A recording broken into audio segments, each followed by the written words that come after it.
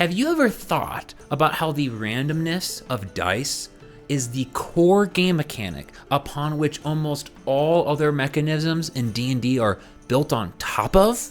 The dice are what separate all of the actions we do at the table from being the Dungeons and Dragons we love, from simply sitting around the table and collaboratively telling a story together. The dice's randomness is the third party that we all rely on to make our stories feel real, that the outcome we received was fate. Yet, when we DMs want to tell a particular story or to give our players a certain experience, how often do we see the randomness of dice not as an obstacle we must overcome, but as a tool we can use, an element we can change and mold into something that assists in delivering the desired experience to our players? Not often enough, because most of us simply don't understand how. Hey everyone, David Fox from Modular DM here, and today we're going to be giving you a crash course on how to use the randomness of dice as a tool, something you can use to enhance the experience you're trying to instill in your players. Let's get started. First things first, we need a way to visualize what the randomness of any possible combination of dice looks and feels like to a player.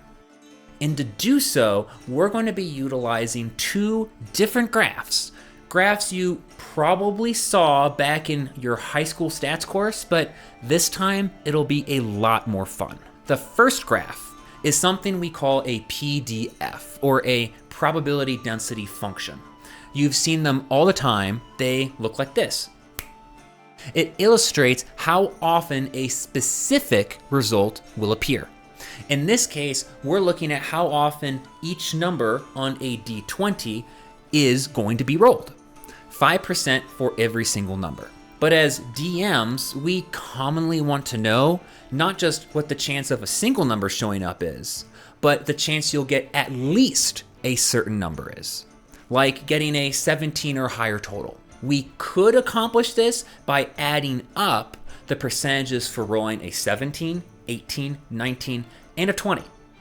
But it's tedious and very time consuming, especially if we want to easily compare two different graphs to each other. The solution to this problem is by using our second graph, known as a CDF, or a cumulative distribution function. And it looks something like this. This graph shows us how likely it is to roll at least a certain number, making it very easy to answer questions like, what's the chance I get a 17 or higher? Oh, 20%. Now that we have our two graphs, let's use them to understand what it feels like to use a Greatsword, which deals 2d6 damage, versus a Greataxe, which does 1d12 damage. Taking a quick look, we see a couple highlights. The Greatsword, the blue lines, has a really nice benefit of never getting a 1 total for damage. And looking at the CDF, it's far more consistent in the average range of 5 to 7 damage. The Greataxe, on the other hand, the red lines, has a higher chance of giving you big hits, but it comes with an equal chance to deal next to nothing as well. So if we summarize what it feels like to wield these weapons, the Greatsword feels like a trusty companion. It's always going to deal good damage. The Greataxe, however, feels like a big, heavy weapon that'll miss sometimes, but when it hits, you hit really hard. In less than 2 minutes, by using those graphs, we were able to understand what it feels like to use both of those weapons as a player. And you can use this for analyzing anything involving dice. Monster abilities, spells, you name it. It doesn't matter how complex it is, you can use these same graphs. But now that we have a core understanding of how to visualize the feeling of randomness, let's take the next step and brainstorm how we would manipulate the randomness of dice to amplify, say, a horrific scenario we throw our players into. Hey, future David here, because past David forgot to mention how you can generate all the kinds of graphs we just went over for any wacky type of dice combination you can possibly think of.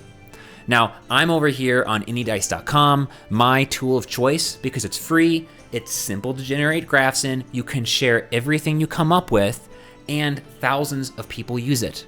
So if you ever are wondering how to do something, you can either check their documentation or just make a quick Google search, because someone has likely already done exactly what you're trying to do. So for now though, to keep things simple, I'm just gonna run through really quick how I generated the Greatsword versus Greataxe graphs. Over here, you can see the graphs that we showed in the session, the Greataxe and the Greatsword. Now, before we go over how you show the PDF and the CDF, let's just show you how you generate any type of dice combination you can think of. So really, it's quite simple. You always start with the keyword output to tell the program, hey, I want you to show me the result of this type of dice. Next, you're going to show what dice combination you want. So instead of 2d6, I can make this 2d6 plus 5d8 plus 2d4. And then afterwards, you'll use the keyword named and give this graph a name. Now, this is completely optional, but it does make it a lot easier to reference, especially if you're comparing tons of graphs together. So you'll hit calculate here, and you can see really quickly that it has modified. Instead of the old Greatsword, which is 2d6, well, now it's this wacky combination, and I can see the chance that any particular number shows up, a typical PDF function. Now, let's change this back to what it was before. Regenerate those graphs here. And one thing that I really like to do is to make comparing easier, like we did in the session, I'll click graph, and that will immediately show them overlaid on top of each other. Way easier to go and view. And you can see these are now two different PDF functions back to back. Now, if I want to see the CDF functions, I go over here and instead where normal is selected, I'm instead going to click at least. And you can see instantaneously, boom, I have now generated a CDF function for these two exact dice combinations. And in fact, this is such a cool tool, they also let you do the opposite way too. Instead of showing at least, you can also show at most, which is just completely flipped. It's the same thing. Just depends on what kind of question you want to answer. Now, those are the main basics, but just so you know how to do more of the complex things, really quick here, if you generate a really cool graph, you can click right here up above. It will automatically generate a shareable link so you can go send this to anyone on the internet. They'll land on the page and see exactly what you just generated. It's super fun to share with players and go back and forth with people. Next, if you got questions, they have tons of documentation over here. I'm not going to go through this, but you can read everything. It's super extensive. They've written articles about how to do very specific things. And on top of it, just like I said before, there's a huge community that has generated tons of this stuff. All you got to do is describe what you want and prefix your question on Google with any dice, and you'll be golden. Our goal is to manipulate the randomness of a dice roll to amplify a horrific scenario our players are in, which means we need to decide what essential experience we want this modification or mechanic to really drive. Now, when I think of horror, one of the essential experiences is characters pushing themselves to the utter brink. They're forced to go beyond their limits and either fail spectacularly or discover something within themselves they never knew they had. Thinking of existing mechanics we could maybe build off of and use as a jumping off point to achieve this effect, I immediately think of advantage. It gives the chance for a player who would normally almost always fail a roll, a far greater chance to succeed. Half of what we want. It's just missing an increased chance of a critical failure as the price to pay for that. So using that insight, let's make a PDF of what we want the end result to look like. This is a graph of rolling with advantage. And if we could modify it so the amount of times we get a 1 increase, we'd end up with a graph that looks something like this. Now, the only question that remains is how do we design a roll to give us this type of distribution? Here's what I came up with. It's called Creeping Dread. When a DM declares Creeping Dread to be in effect, a player making a d20 test may opt to instead roll 2 or 3 d20s at the same time, and then take the highest result.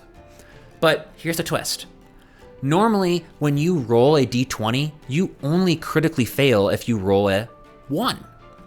During Creeping Dread, though, if you roll 2 d20s, you will critically fail if you roll a 1 or a 2 on either die.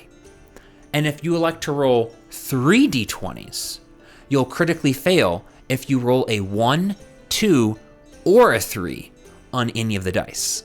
So you can push your character to the brink and increase the chance they succeed on a check you would normally fail every single time at, but it comes at an increasingly high risk. That is it for this session, everyone. I really hope you've started to see the randomness of dice not as an obstacle, but as something that we can analyze, understand, and manipulate as a tool to enhance our games. Down in the session notes, I've included links to all the graphs we used today and a few other ones as well, so that as homework, you can try messing around in anydice.com and analyzing a few of them, like advantage versus disadvantage, or advantage versus just giving a flat +3 to a player's roll. The more you familiarize yourself with this incredibly core mechanic of D&D and many other tabletop role-playing games, the easier it will be for you to manipulate. If you liked this session and want to watch another, check out this one where we discuss how you can make a dice roll feel incredibly dramatic and high tension for the whole table. Or if you have some cool dice mechanics you've seen or made yourself, leave a comment down below. I'd love to see them, and I hope you'll share them with the other DMs watching this channel. And next session, we're going to look at other mediums you can use instead of dice that you can use to make your games feel fresh and unique. See you then.